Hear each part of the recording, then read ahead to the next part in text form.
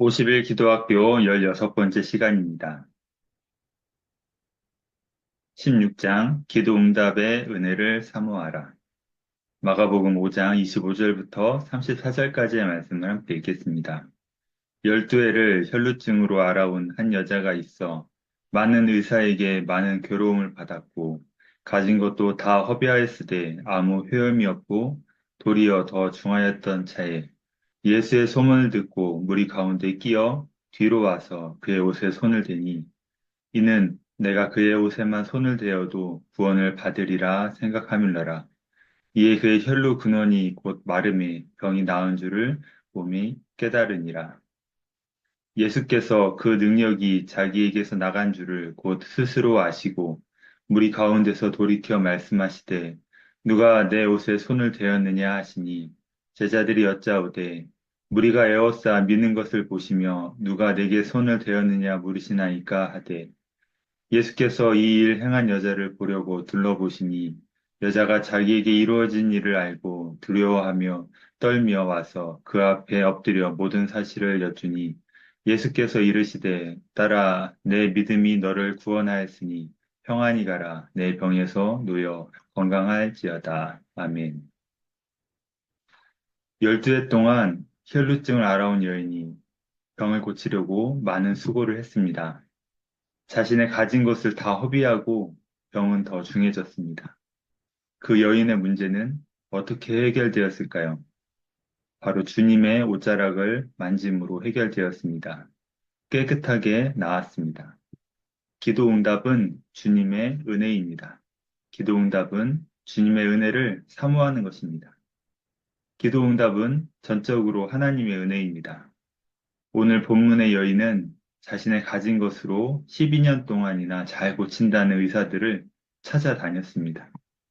사람은 자기가 할 수 있는 노력으로 아무리 최선을 다해도 이렇게 허망할 수가 있습니다.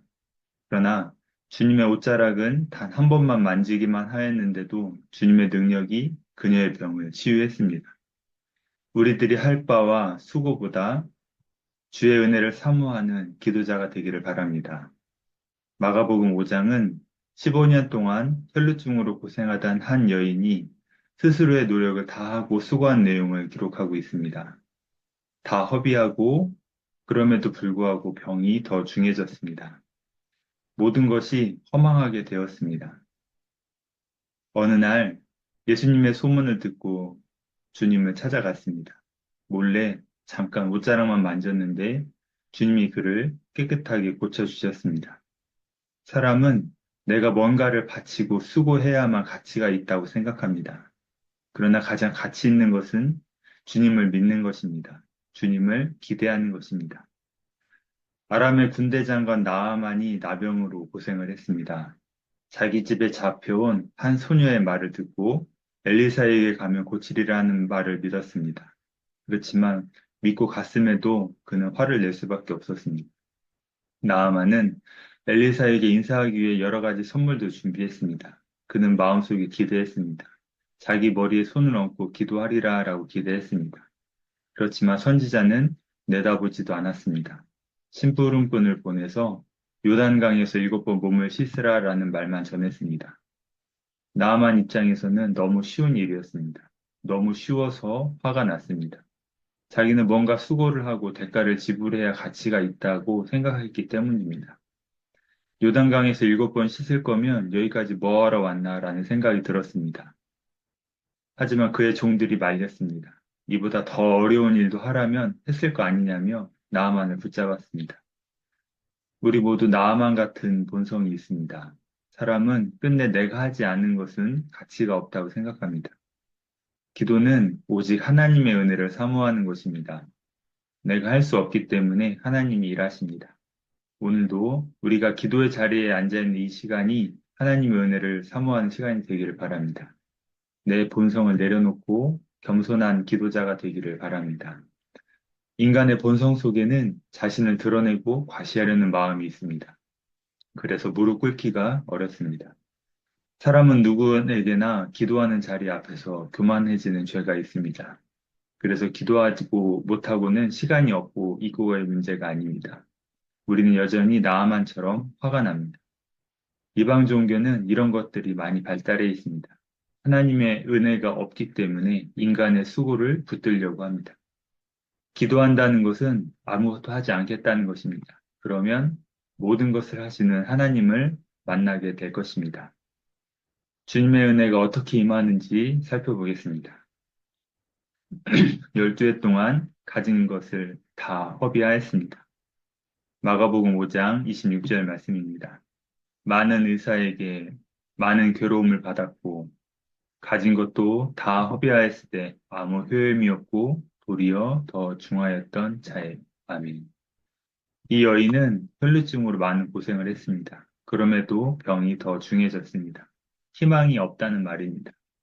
병원에 가면 꼭 물어봅니다. 얼마나 되었습니까? 너무 오래되면 희망이 없기 때문입니다. 그러나 주님은 옷자락을 만지자 깨끗하게 하셨습니다. 주님의 은혜로 즉시 나음을 받았습니다. 성경에서는 왜 몇 년을 아팠는지 말을 할까요? 성경은 종종 이런 말을 합니다. 요한복음 5장 2절 말씀입니다. 예루살렘에 있는 양문 곁에 히브리 말로 베데스라 하는 못이 있는데 거기 행각 5이 있고 아멘. 예수님이 6월절이 되어 예루살렘에 가셨습니다. 베데스다 연못에 38년을 걷지도 못하는 사람이 있었습니다. 스스로 움직일 수 없는 사람이었습니다. 이 사람이 무려 38년 동안 움직이지 못했습니다. 나을 가능성이 없었지만 그는 주님의 명령으로 즉시 나았습니다. 주님은 능치 못하심이 없습니다. 베데스다는 은혜의 집이라는 뜻입니다. 기도는 주의 은혜를 사모하는 것입니다. 사람의 수고는 12년, 38년을 해도 소용이 없지만 기도는 단 한 번만 무릎을 꿇으면 즉시 은혜가 내려옵니다. 우리는 다 내려놓아야 합니다. 운동할 때 코치들이 몸에 힘을 빼라고 합니다. 기도도 마찬가지입니다. 힘을 빼야 합니다. 수영할 때도 물에 뜨려면 힘을 빼야 합니다. 맡기면 다 뜹니다. 힘을 주니까 가라앉습니다. 세상 이치도 마찬가지입니다. 기도할 때 힘을 빼고 온전히 주님께 맡겨야 합니다. 12해를 혈루증으로 고생했던 여인, 많은 의사를 찾아가도 소용이 없었고 병은 오히려 더 깊어졌던 그 여인이 예수님의 옷자락을 다 한 번에 만졌을 때 깨끗하게 나음을 받은 것처럼 예수님은 우리의 모든 삶도 한 번에 해결해 줄 줄로 믿습니다. 두 번째 말씀입니다. 예수님 모르게 뒤로 왔습니다. 마가복음 5장 27절 말씀입니다. 예수의 소문을 듣고 무리 가운데 끼어 뒤로 와서 그의 옷에 손을 대니 보통은 바디메오 같은 경우처럼 주님 앞에서 큰 소리로 외칩니다. 그러나 이 여인은 말을 하지 않았습니다. 옷자락만 조용히 만졌습니다. 그렇게 하여도 그의 병이 깨끗이 나았습니다. 병을 잘 고치는 의사들을 찾아다니면서 많은 말을 했을 것입니다. 사람들이 알아는 들었어도 고치지는 못했습니다. 그러나 주님께서는 자신의 부정한 병 때문에 말을 하지 못했습니다. 그러나 말하지 못했어도 주님이 알아서 고쳐주셨습니다. 주님은 그 여인을 아셨습니다. 내가 주님께 설명을 잘 하지 못해도 고쳐주십니다. 주님은 무릎만 꿇어도 알아들으십니다. 주님은 제자들에게 내게서 능력이 나갔다라고 말씀하셨습니다. 제자들은 누가 알겠느냐라고 말합니다. 주님은 옷자락만 만졌는데도 아십니다. 우리의 소리를 듣지 않아도, 우리가 말하지 않아도 아십니다. 교회에 모여서 큰 소리로 함께 기도해도 주님은 다 알아들으십니다. 기도는 하나님의 역사입니다. 우리가 얼마나 설명을 잘 하느냐, 그것이 문제가 아닙니다. 주님은 옷자락만 만져도 주님의 능력이 임하여서 고쳐주십니다. 여인은 예수님을 만나려고 왔는데 특이하게도 예수님 뒤로 왔습니다. 지금까지 다른 사람들은 예수님 앞에서 만나기 위해서 노력했습니다. 하지만 이 여인은 몰래 옷자락을 만졌습니다. 예수님께 직접 말하지도 않았습니다. 그런데도 치료가 되었습니다. 사람은 병을 고칠 때 병을 잘 알아야 치료할 수 있습니다. 모르는 병은 고칠 수도 없습니다. 예수님은 그 여인이 무슨 병으로 찾아온 줄도 몰랐습니다. 그럼에도 치료가 되었습니다. 이 여인은 예수님의 옷자락을 만졌을 때 먼저 치유된 것으로 전적으로 하나님의 능력이 그에게 임한 것을 알았습니다. 사람이 다 알아야 되는 것이 아닙니다. 사람은 몰라도 주님은 고치십니다. 주님의 은혜를 사모해야 합니다. 세 번째 특징은 주님의 옷자락을 만졌다라는 것입니다. 마가복음 5장 27절 말씀입니다. 예수의 소문을 듣고 무리 가운데 끼어 뒤로 와서 그의 옷에 손을 대니. 아멘. 혈루증 여인이 예수님의 옷가에 손을 대었고 그의 병이 나았습니다. 여인에게 말하지 않고 옷을 댄 이유는 그녀의 병이 부정한 병이기 때문이었습니다. 레위기 15장 19절 말씀입니다. 어떤 여인이 유출을 하되 그의 몸에 그의 유출이 피이면 이래 동안 불견하니 그를 만지는 자마다 저녁까지 부정할 것이요. 이 여인이 왜 몰래 옷자락을 만졌을까요? 그는 아프다고도 말할 수 없는 병을 알고 있었습니다. 부정한 병은 고치지 못한다는 뜻입니다. 나병 환자처럼 접촉하면 안 되는 부정한 병입니다. 그 여인은 지금까지 일생을 그렇게 살았습니다. 본인이 너무나 잘 알고 있었습니다. 자신이 누군가를 만지면 그 사람도 부정하게 낙인이 찍힌다는 뜻입니다. 그럼에도 예수님을 만지는 것은 예수님은 부정해지는 것이 아니라 주님의 거룩함이 나를 고치리라는 믿음이 있었기 때문입니다.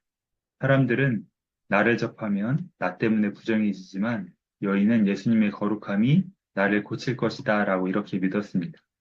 가만히 있는 것과 예수님의 옷자락을 만지는 것은 분명히 다릅니다. 기도는 예수님의 옷자락을 만지는 것입니다. 은혜가 율법을 이깁니다. 율법이 아무리 강해도 주님의 은혜를 이길 수 없습니다. 기도 제목들이 사람의 수고로 있을지라도 주님의 은혜로 우리에게 은혜가 임할 줄로 믿습니다. 우리의 죄가 아무리 주홍같이 빛날지라도 예수님께서 깨끗하게 해주실 줄로 믿습니다. 기도 응답은 우리의 의로움을 앞세우는 것이 아닙니다. 아무리 허물이 많고 연약할지라도 예수님의 옷자락을 만지면 주님이 우리를 반드시 새롭게 하실 것입니다. 율법에는 부정한 사람이 다른 사람을 만지면 다 같이 부정해진다라고 이야기합니다. 부정한 사람이 예수님을 만지면 오히려 깨끗하게 됩니다. 은혜가 율법을 이깁니다. 예수님의 은혜를 사모하시기를 바랍니다. 예수님의 은혜는 모든 문제를 이깁니다. 주님의 옷자락을 만지면 모든 문제가 해결됩니다. 기도 응답은 주님의 은혜입니다. 오늘 말씀을 정리하겠습니다. 기도 응답은 주님의 은혜를 사모하는 것입니다.